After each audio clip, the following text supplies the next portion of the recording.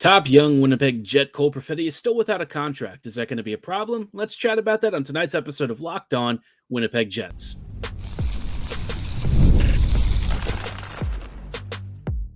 You're Locked On the Hockey Jets, your daily podcast on the Winnipeg Jets, part of the Locked On Podcast Network, your team every day. Hey friends, and welcome to tonight's episode of Locked On Winnipeg Jets, part of the Locked On Podcast Network, your team every day. I'm your host, Harrison Lee, an avid Winnipeg Jets fan and an online blogger. You can follow me on Twitter at HLivingLoco and at LO_Winnipeg Jets. Thanks for making Locked On Jets your first listen of the day every day. If you like what you're hearing, be sure to like, follow, and subscribe on all of your favorite podcasting platforms and YouTube. Doing so, of course, is always free of charge and ensures you never miss another episode. Most of all, though, we just love and appreciate your support. Tonight's episode, we're kicking it off with, a bit of an update on the Cole Perfetti situation. I sort of half facetiously titled it a standoff. If you've ever seen a labor dispute between an employer and an employee, usually it's pretty nasty. Sometimes it can stretch on for weeks or months at a time. This one has to be one of the friendliest contract disputes we've ever seen. Perfetti may have some desires on certain dollar amounts or term that the Jets might not be perhaps willing to adhere to yet. But overall, it seems like it hasn't really impacted his desire to show up for camp and all that. So we'll talk about, when we should start getting nervous in just a little bit. But before we go any further, just wanted to let you know that tonight's episode is brought to you by FanDuel. Now through September 22nd, all FanDuel customers can bet $5 and get a 3-week free trial of NFL Sunday Ticket from YouTube and YouTube TV. Visit FanDuel.com to get started. Now, like I said, obviously the Cole Perfetti situation has kind of hit a bit of an impasse. According to some folks, Friedman or Dreger and a few others from what I understand, the basic problem is that Perfetti is perhaps looking at short term. This is kind of one of those things that, I did worry about just a little bit, not necessarily because it's a bad thing. I do think it does, if all goes well and Perfetti signs a short-term bridge deal and he does really well on that bridge deal, obviously his next contract is going to be probably more expensive than it is now. The Jets have kind of put their foot on the ground a little bit, that they don't want to really do the Shane Pinto deal of paying like 3.75-ish mil per season for 2 years. Their dollar value is probably coming in closer to $3 million for this bridge, and I think Perfetti is kind of like, he's not necessarily upset with it, but he's not really wanting to commit to that AAV on this deal. He wants a bit more, and it's understandable.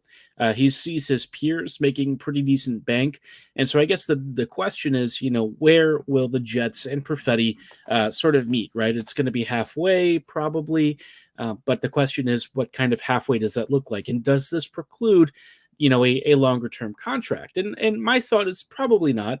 I think, at this point, they've largely hammered out the bridge of some sort. They may still have some final details to work out there, but generally speaking, I think, they are at least in relative agreement or close enough to where there's no real question that Perfetti will sign a deal. The question really comes down to, the term and dollar amount. And I think for the most part, Perfetti may have some incentive to not commit long-term, not just because he's looking for a decent payday and a raise, but also because there is some incentive for Perfetti to maybe bet on himself. Like I said, if he does really well over the next 2 years, that does mean that his next contract ask and likely signature, it's going to require a hefty raise, maybe a bit more than what the Jets were offering if they were even talking about a longer-term deal. And they may still be doing so. There may still be those conversations. Winnipeg might not have closed that door yet. And so all of that to say that, the Jets, they're probably exploring all sorts of options. I would imagine that the longer-term deal is probably their most preferable. If you get some cost certainty on Perfetti locked up for the long term, and you even buy a UFA year or two, that would be ideal. But I'm going to guess that's probably not happening right now. That is sort of a little unfortunate just because I thought, with Byfield and some of these other guys signing long term, I thought maybe Perfetti might follow suit. But in fairness, a lot of those players have been used a lot more by their respective coaching staffs, and Perfetti has generally been underutilized by most of Winnipeg's coaches. So, I think that there's some level of show me that, Perfetti himself may be asking for from the Jets. I think he does actually like being a Jet, and it seems like he's certainly not averse to the idea of signing long term. It's just, you do have some priors to work out. And some of those priors weren't 100% favorable to getting Perfetti to stick around for the long term, at least right now. I don't think he's going anywhere necessarily, but he might be looking for like closer to $8.5 million or something at the end of this current contract, whenever he signs it. And that might not be a dollar amount that the Jets are 100% comfortable with right now. If he signs in the short term for like a 2-year deal, it does mean that Winnipeg gets some nice cap savings for the next 2 seasons. He'll be a great value contract, and most likely, the Jets could actually weaponize that cap space in some capacity. But I feel like it doesn't really help the Jets because, they would probably need a few too many pieces at the trade deadline if they're trying to really be competitive. So at this point, it's kind of like, you're not really getting much out of that cap space. It's probably better to save a bit of cash now and maybe get him locked up at, I don't know, $7.5 million or something like that in that range, and end up having that cap savings down the road. But by the same token, the cap's going to go up pretty considerably over the next couple of years. Maybe that basically means the jump in his contract is negligible. And maybe if he does sign long-term at the end of a bridge, you buy even more early UFA years. So, there's pluses and minuses to all of it. But all that to say, I'm a little sad that it seems like they're not quite going for the longer term deal. I really did think that might be the best scenario, and it certainly could happen, and maybe the Jets surprise us. If there's one thing that's true about Winnipeg, it's that they generally play it pretty cool. They're not going to tip their hand all that often as to what they're doing or where their current negotiation statuses are. There's only been a few times where things have been really public, and that's usually been leaked more by an external party or a player's representation, perhaps a player himself, rather than coming from the team. And so far, it just seems like Perfetti's camp has generally been pretty straightforward. They're not really looking to cause trouble. I just think that they want to make sure Perfetti's primed for the future and that he is set up in the near term. So, I think the Jets are going to, announce a good contract extension here this week. I would imagine it happens sometime tomorrow. Obviously, camp is about to kick off, and it'd probably be important for Perfetti to be in camp as soon as possible. Obviously, the sooner the Jets can get him ready for the season and prepared for a bigger role this year, I think the better for just about everyone involved. So hopefully they can kind of settle the final details on this contract dispute, if you will. I don't really want to call it a dispute because I feel like that's maybe being a little bit, I don't know, it's a slight exaggeration. It's not untrue, but I think for how cordial it's generally been, you wouldn't really feel like the Jets are in that bad of a spot. So overall, I think we're close to an extension. I think it's coming really soon. It's just a question of how long and how much that is the real sticking point. But give me your contract predictions in the comments below or at my social medias at HLivingLoco and at LO_Winnipeg Jets. While we're at it, I did just mention camp is coming up, and that also means that, Winnipeg Jets preseason is right around the corner. I do have some thoughts on what I'm expecting from preseason. We'll chat about that in just a little bit. Before we dive into preseason and what we might see, I did want to shout out our friends and partners at FanDuel. You've heard us talk a lot about FanDuel because it's America's #1 sports book. And if you are anyone who is a sports fanatic, which is why you'd be listening to me talking about the Winnipeg Jets in the first place, you know that FanDuel has a great reputation for being safe, secure, super easy to use, and constantly up to date with the latest odds and lines and propositions for any sport that you're interested in. So if you're maybe feeling a little bit bold about the Jets, this would be a great time to get in an early preseason bet. Maybe you want to bet on Winnipeg finishing above the season projection, which I believe was 94 and a half points for the season standings results. My personal take is that actually might be a little bit low. FanDuel is feeling a little bit bearish on the Jets this year, and I would actually go slightly higher. I think it's going to be close, but I do think I would take the over on that. But aside from that, you might be wondering, why get in now? What's the benefit? And we do have something a little bit different for you. Now through September 22nd, all FanDuel customers can bet $5, that's just $5, and get a 3-week free trial of NFL Sunday Ticket from YouTube and YouTube TV. With a YouTube TV base plan, you'll be able to watch every regular season Sunday afternoon out-of-market game. And all you need is a Google account and a form of payment, and you can cancel anytime. If ever there was a time to get in on the NFL action, it's right now when the season is young, and there is still so much to play for. So just visit FanDuel.com and download America's #1 sportsbook to take advantage of this great offer. Hey friends, and welcome back to tonight's episode of Locked On Winnipeg Jets, part of the Locked On Podcast Network, your team every day. Every day, thank you so much for rejoining us on tonight's episode as we are just, we're talking about preseason and stuff, and obviously for Winnipeg, it's coming up, right? At the end of this week, over the weekend, we're going to have, the first couple of preseason games. It's the final teaser before the season starts, and it's about dang time. I think we're all just about ready for Jets hockey to return. Winnipeg's going to have 6 preseason games, and then finally we're on to the start of the actual season on October 9th. It's been way too long. I think, an early playoff exit didn't exactly make us feel great about the offseason, but thankfully the Jets, I guess we're hoping that they're back with renewed purpose and ready to kick butt and kind of get the season rolling. But of course, before then, the Jets have camp, and if you look at the camp roster, I don't know that there's anything particularly crazy. I think for this week's camp, you'll probably want to just take a look at a couple of defenders and maybe a couple of forwards who might be fighting for some roster time. On the blue line, you'd probably expect Hayden Fleury and Dylan Coughlin to get some extended attention just because both of them are likely to start with the Moose. And for the Jets, these guys were brought in as just cheap, depth for Winnipeg. And, both of them have actually had NHL time in the past couple of years.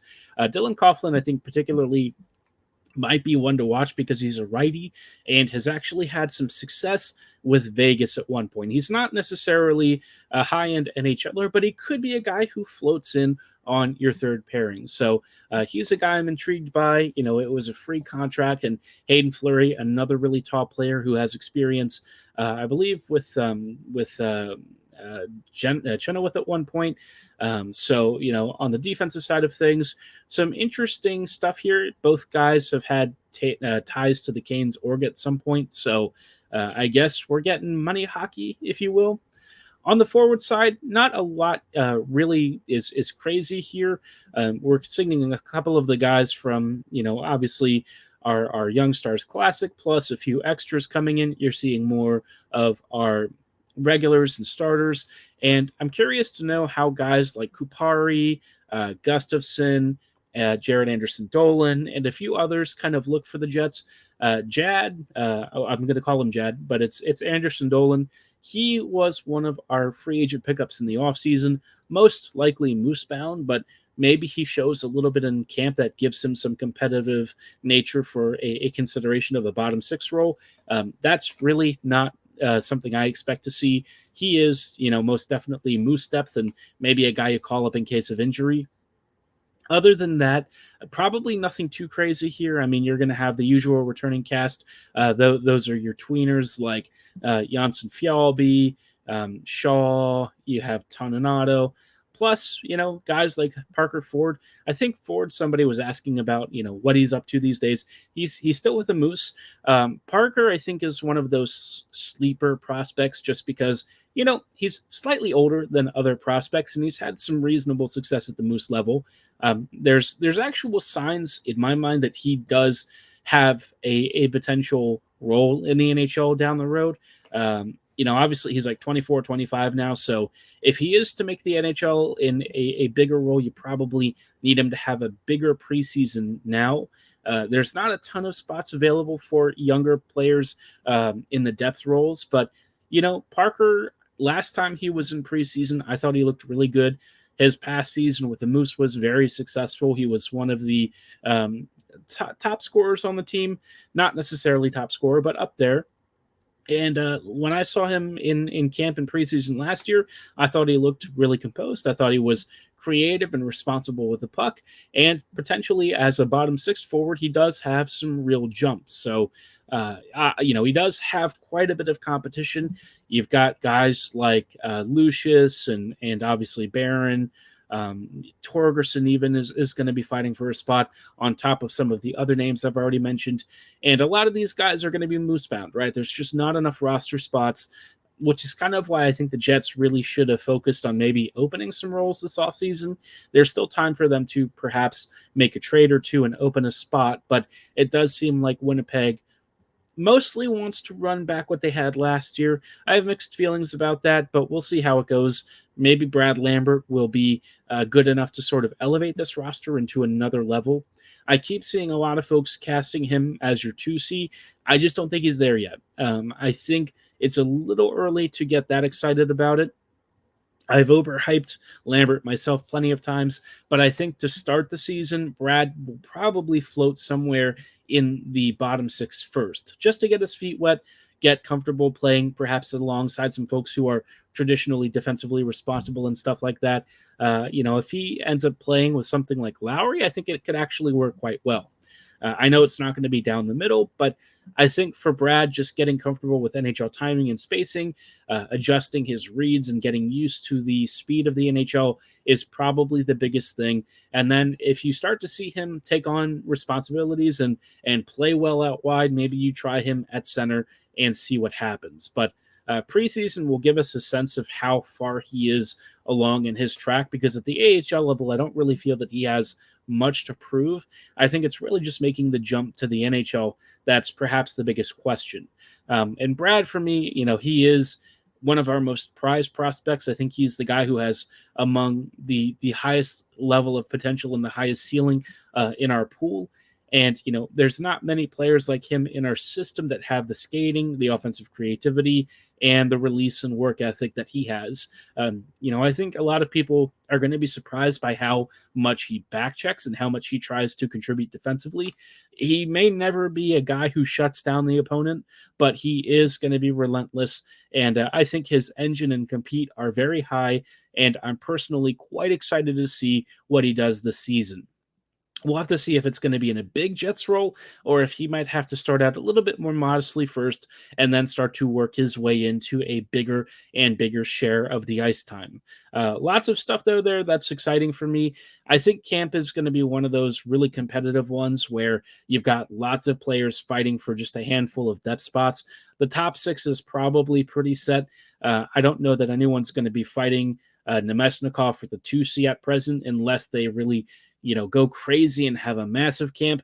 I am curious to know if they try the Velarde thing again at center. Gabriel wasn't really great as a center in the past, and I feel like his best spot's probably just up there with Scheifele and Ehlers if they go that route. But maybe they try something. I don't know.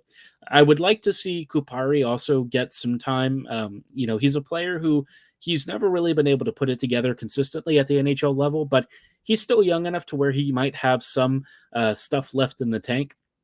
If nothing else, he is fast. And sometimes that's maybe all you need in a depth role, but I do wish for a little bit more of the skill and stuff that he displayed as a younger prospect when he was first drafted. Other than that, I expect a lot of players to either go back to juniors. Obviously he and Jagger are likely to go back down, and that should be fine. Lopone is probably going to, I think, the WHL, if I recall correctly. But it'll be interesting, right? You've got some guys like Julian and Levis who are certainly auditioning for the Moose. Levis already has a couple of games himself with Manitoba, and Julian has just one more season before he's likely to move to the Moose in the following year. So there's some real stuff there.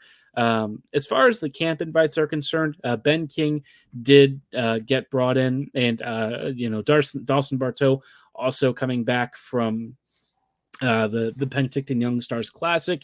He has also had some fair amount of time with the Moose. He's probably looking to try and secure a bigger role this year with Manitoba. He already had a big one last year. Maybe if he can get further up into the top four, maybe start to get into the fringe first pairing ice time. Maybe he can do something like that and perhaps become a more intriguing prospect for the Jets.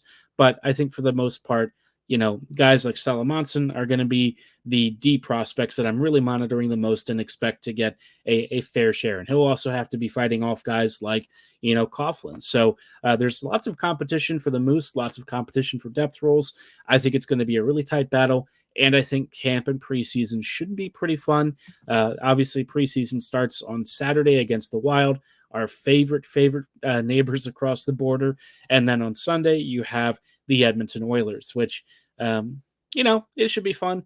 Obviously, don't read too much into these games. This is more a bit of a diagnostic, a little more serious than, of course, the Young Stars Classic. This is where we're going to start to see Arneal and perhaps some of the assistant coaching staff in Chenoweth and Davis seeing if they've really got some big stuff in store for us this year, and really some of the big changes to both the PK and the power play that I'm hoping to see are more aggression, better puck movement, less staticness. We'll see how that all goes, but overall, yeah, I think we are rolling into preseason with some decent vibes, and I do have some thoughts on bigger season storylines that I want to talk about in just a quick moment.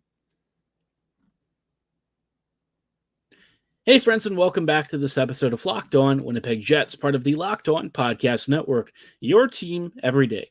Every day, thank you so much for rejoining us on tonight's episode as we're just talking a little bit about some big season storylines ahead of what should be a year of growth. And that's the first big storyline. I think this year's Jets team is definitely going to have a bit of a step back compared to last year. I think, the bonus teams were generally pretty good, right? At 5v5, they did struggle to create loads of offense. I mean, they were generally strong defensively, depending on which half of the season you're talking about, especially last year. But I think for the most part, the 5v5 issues and perhaps Winnipeg's lack of pace were definitely on display, and that really got highlighted when the Jets made the playoffs. Now, I think, for Winnipeg's sake, the biggest thing that they really want to have happen this year is for the youth to really get integrated, get comfortable at the NHL level, and gain a year of experience. That's bottom line, their biggest focus. I think it's probably what the Jets are really hoping for. And if Lambert and company can really take off, if Chibrikov can start to get some ice time and thrive, that I think is probably more valuable than almost anything the Jets might be considering otherwise. If they can get the kids up and running, and really set them up for success in subsequent seasons when the Jets are perhaps a little more competitive, I think that would be pretty successful overall. Another storyline that I'm kind of tracking is the development of Ville Heinola. I know that I've talked about him in the past. I haven't really talked about him a lot recently because, the Jets have lots of other names in the pipeline, but Heinola, I think, has one of the most intriguing potentials for this team, especially because he's already been doing really well at the Moose level. He can play on the right side, and, it was only a broken ankle last year that really kept him from actually making the team under bonus. Now, would that have meant he would get a big role continually? Maybe not, but I do think that bonus was seeing some of the same stuff that we've seen in previous preseasons and camps, where he did look really composed and controlled on the puck and seemed like he would be ready for NHL duty. I think with Heinola, we've revised his overall ceiling just a bit. He's early 20s now. He's had some pro experience. He's maybe not been brought into the NHL soon enough, but this year, I think it's certainly his time to thrive on the third pairing. And what I would like to see from him is, the recognition of being a good puck mover. I want to see his passing. And if he really starts to impress, does he get a bigger role? Maybe he gets flipped to the right side, which would give the Jets some really good flexibility in their blue line organization for the future. And perhaps he even does enough to earn power play quarterbacking time, which is something that he does specialize in. So Winnipeg really, I think that they've overcooked him just slightly, but I'm hoping that this year is his season to really thrive. And, it should be a good time for him. I think he's waited certainly a long time for this opportunity. He signed a 2-year contract, I think, with the expectation that this is going to be his spot to lose on the third pairing. And, from here on, it's really just how much more can he grow and become an even bigger part of this team in the future. Now, the last storyline that I think is probably worth talking about, I just spoke about the special teams, and I think for me that is the storyline that's going to be the most relevant for Winnipeg's playoff success. We all know Hellebuck will probably be fine, even if he has maybe a bit of a drop back from his Vezina season. He's still going to be a playoff caliber goalie for the Jets. He'll get Winnipeg to the dance. The biggest question for me is, the team around him. Will the special teams improve? The PK and power play both have to be at least league average. If you get league average out of either of these two units, that is a tremendous improvement over what the Jets had previously. We were bottom 10 in almost everything for special teams last season, and I think even in the season before. Although I think the first season under Bonus, Arneal had a really good PK that was pretty decent. So I'll correct my statement there. I think, the PK at one point was decent. Last year, bottom of the barrel, but the power play has never been good. It's crazy to think because we used to have a fantastic power play under Maurice, and then the coaching staffs made some adjustments. Things started to fall apart, and even the power play under Maurice really stagnated in his latter seasons for the Jets. So Winnipeg, I think, is really looking for more creativity, more puck movement, and on the PK, obviously better zone exits, more aggression, and I think it should be hopefully a better season for both units. If it doesn't improve, that's going to be a really big problem for Winnipeg because the special teams are going to have to be, I think, for us, the decider. I think the 5v5 play for this team is going to be passable, but I think it's going to have some real gaps in converting on scoring chances. And that's just going to be the reality, right? We don't have the star talent that a lot of these other contenders do. And so if you're going to be average at 5v5 and maybe just above break even, the thing that you really have to kill is, the PK and PP organization. If those two units are humming along, it gives the Jets a significant leg up.